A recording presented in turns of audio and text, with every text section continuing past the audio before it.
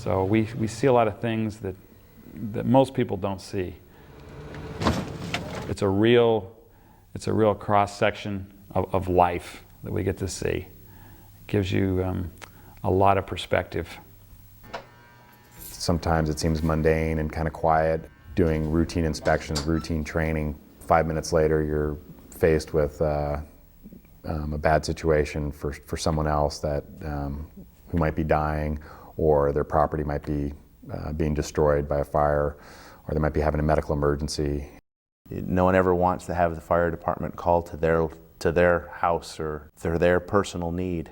So I think emotionally it's very challenging when you have to interact and deal with those people whose house at this point in time is in flames. Emotionally that's very difficult. I think you take that in, and you take a little bit of every incident that you face in to yourself, and it becomes a part of you. Wearing your seatbelt? That you may have injured your neck or back. The hardest part of my job, I think, that most people don't realize is the smells. The smells that we have to smell. You kind of associate some calls with sights, sounds, or smells. 6 calls in my career have bothered me.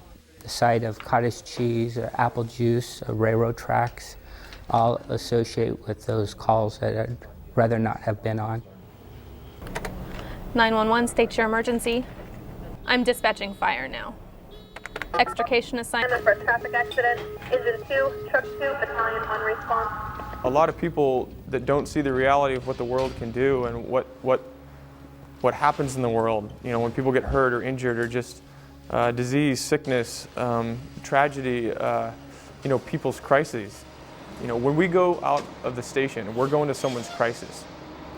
And it may be their house is on fire, it may be their father's having a heart attack, they may have been shot, they may have been in a car wreck, and it may be something as simple as their water heater broke and is leaking all over their garage and they don't know who else to call, but to them it's a crisis. And we are the ones that they call, and we go out, and our job is to go help them alleviate their crisis.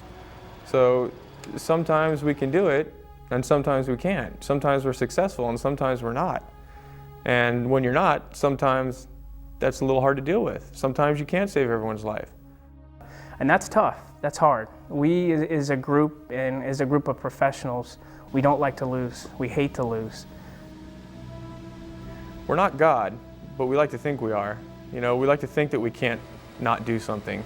You know, give us a task and we're going to do it. We're nowhere, you know, near on God level, so we can't change what's already happened. A lot of times, as much as you think, hey, we're here, man, we're gonna, you know, do some stuff for you.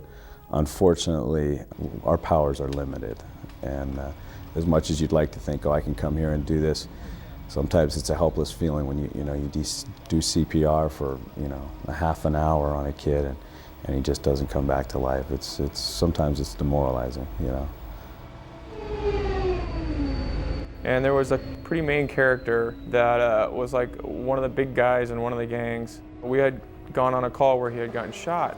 We took this guy to the hospital, and it was pretty urgent. He was going downhill. He was, you know, his level of consciousness and everything was decreasing, but he was talking to us and telling us, you know, where his pain was, and he's starting to have trouble breathing. He's starting to have trouble breathing. We're doing everything we can, doing everything we can, and before we could even get to the hospital, he died on us. And I mean, this guy was, you know, he intimidated me just by looking at him. He had all these tattoos all over him, you know, teardrops and all these tattoos on his neck. I mean, he looked like a pretty tough character.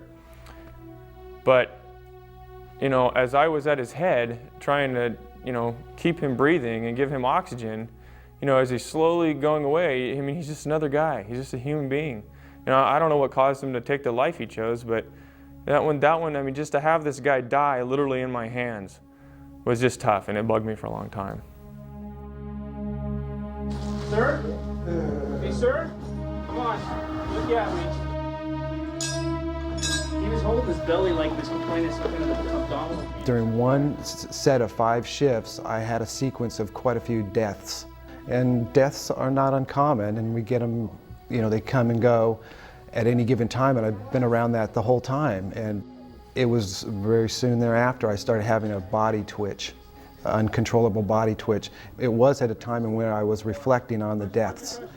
So I was retired off with an industrial disability retirement at the age of 35. My son AJ, who's 15, asks me every day I come home, do you have any good calls? And I can't tell him every call I've been on because it'll give him emotional scars and stuff too. And I got to thinking about this the other day, is it's getting to be fewer and fewer good calls that I've seen so much in 17 years that I'd rather not see any more of that stuff. Yeah, there's bad calls. There's a man and a woman, and they were both assaulted during the night, and one of them was killed. So it was actually a murder scene. A drowning of an 8-month-old baby in a bathtub. A woman who was sexually assaulted. And one morning we got a call, and he's hung himself from a basketball standard in the local park right there. Found her working and took a hammer and hit her on the head. Tried to help out the one person that was still living.